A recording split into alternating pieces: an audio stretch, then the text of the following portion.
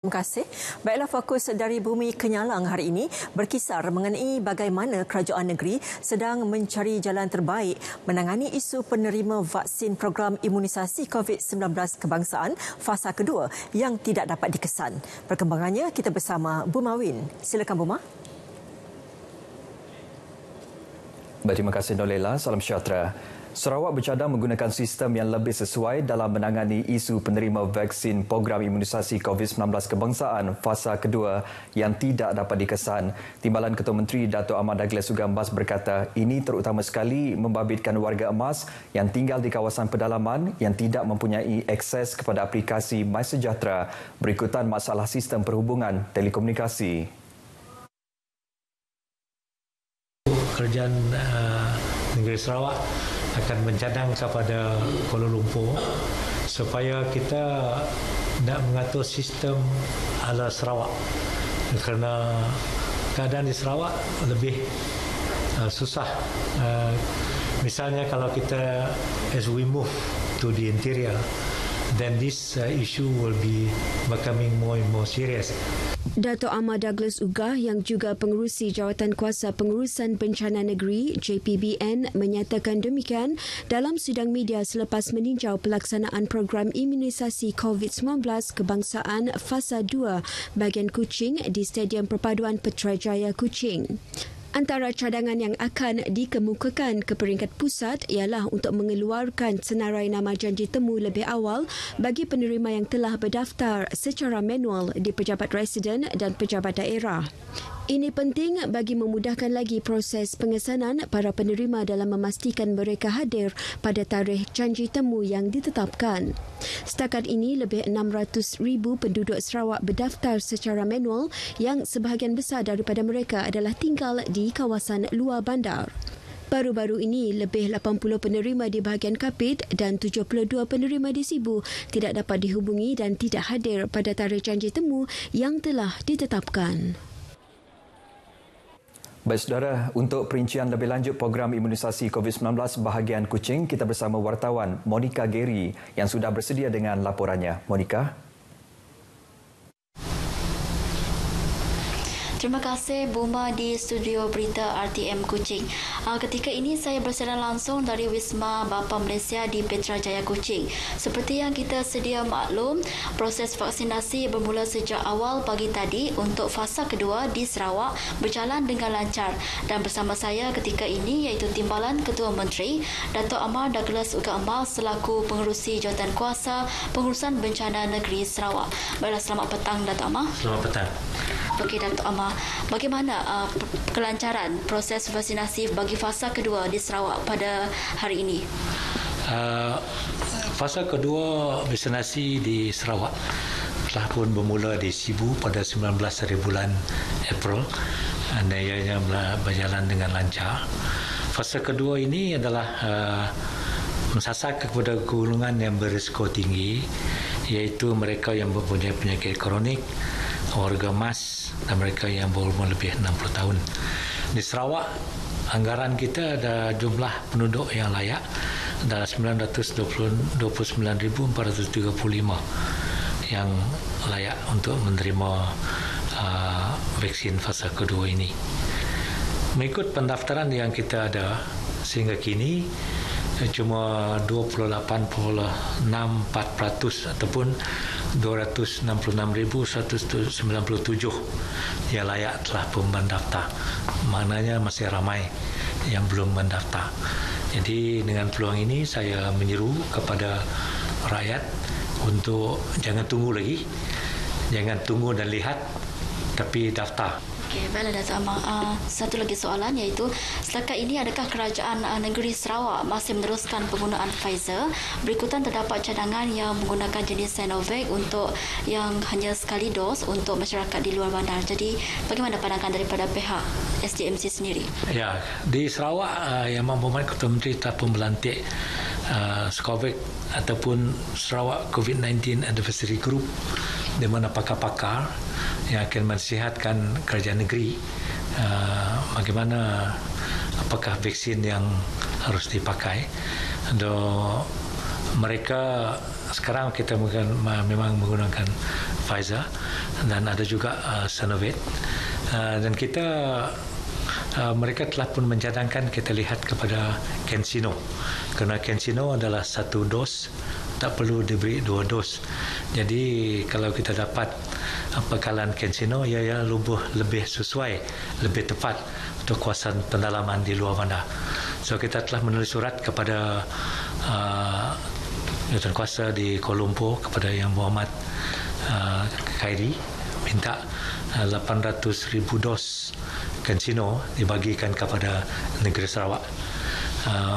Mereka belum memastikan kerana ada beberapa urusan yang masih diteruskan dengan bagi mereka di sana. Baiklah Dato' Amar, terima kasih atas perkongsian tersebut. Jadi Buma, itu saja yang dapat saya kongsikan langsung daripada Wisma Bapa Malaysia Petra Jaya Kuching mengenai perkembangan terkini program imunisasi COVID-19 fasa kedua di Sarawak. Untuk itu, sekian, silakan Buma. Baik, terima kasih Monika. Dalam pada itu, program imunisasi COVID-19 fasa 2 turut dimulakan hari ini di bahagian Sri Aman, Betong, Kapit, Mukah dan Miri. Di bahagian Sri Aman, proses vaksinasi berjalan lancar dengan 2 pusat pemberian vaksin dibuka, iaitu di Hospital Sri Aman dan Dewan Suara Sri Aman. Untuk mengetahui perkembangan di sana, kita langsung saja bersama Rosita Ampong. Rosita?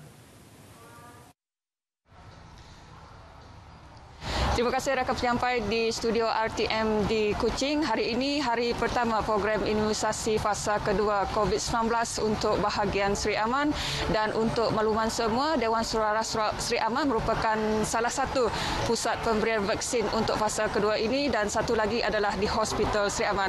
Dan untuk perincian lanjut mengenai program imunisasi fasa kedua di bahagian Sri Aman ini, bersama saya adalah Pegawai Kesihatan bahagian Sri Aman, Dr. Yu Prasyabari. Dan saya nak minta doktor jelaskanlah tentang program kita hari ini, fasa kedua.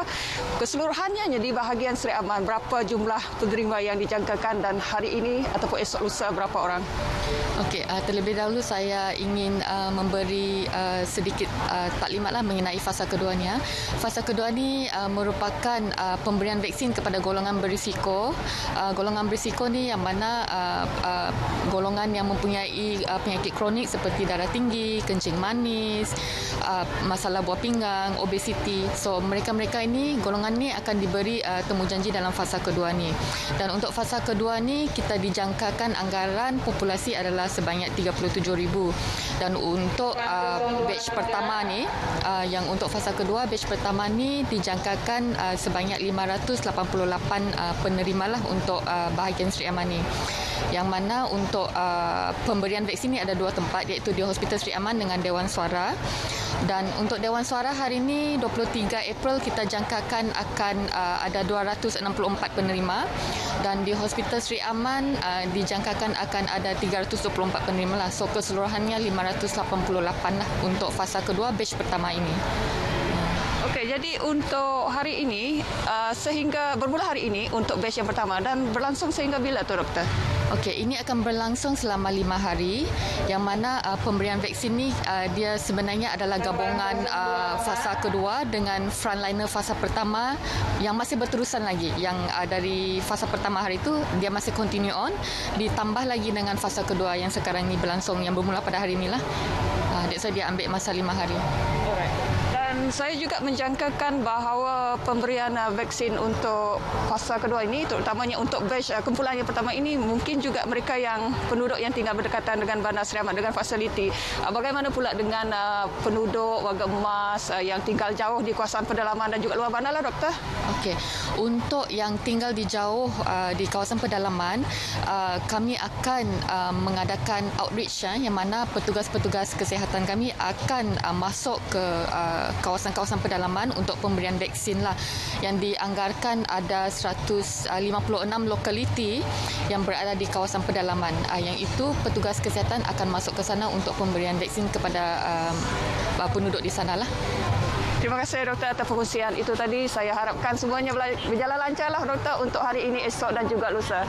Demikian tadi penjelasan daripada Dr. Yu Prasya mengenai proses ataupun program imunisasi fasa kedua untuk bahagian Seri Aman. Jadi bagi mereka yang belum mendaftar, jangan lupa mendaftar di MySejahtera atau pejabat daerah terdekat untuk kita sama-sama kita jaga kita untuk kita jaga orang lain juga. Dengan itu kembali semula pada rakan penyampai di studio RTM di Kuching. Silakan. Terima kasih Rosita. Baik, kita ke berita seterusnya. Jawatan Kuasa Pengurusan Bencana Bahagian JPBB Sarike melaksanakan program simulasi pemberian vaksin bagi memastikan program imunisasi COVID-19 kebangsaan fasa kedua bagi daerah itu berjalan lancar pada 30 April depan. JPBB Sarike dalam satu kenyataan memaklumkan program simulasi itu dilaksanakan pasukan petugas pelalian COVID-19 bahagian dan daerah Sarike. Seramai 70 orang terdiri ketua-ketua jabatan dan wakil ketua jabatan bagi kerajaan negeri dan persekutuan terlibat dalam simulasi tersebut yang diadakan di Dewan Suara Sarike. Taklimat dan latihan bagi sesi simulasi telah dibentangkan Dr. Johnny Ling dari Pejabat Kesihatan Bahagian Sarike selaku pengurus Pusat Pemberian Vaksin PPV Dewan Suara Sarike.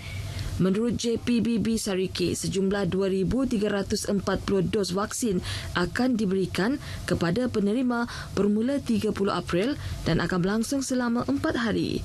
Dalam pada itu, penduduk Sarike dinasihatkan menyemak status janji temu vaksinasi di aplikasi MySejahtera untuk pengesahan tarikh janji temu pengambilan dos pertama vaksin COVID-19. Baik saudara, sekian berita dari Sarawak. Kita kembali bersama Nur Lela di Angkasa Puri. Silakan Lela. Baik, Bu Mawin, terima kasih. Pertubuhan Keselamatan Sosial Perkeso Sabah menyeru agar majikan di negeri ini diminta lebih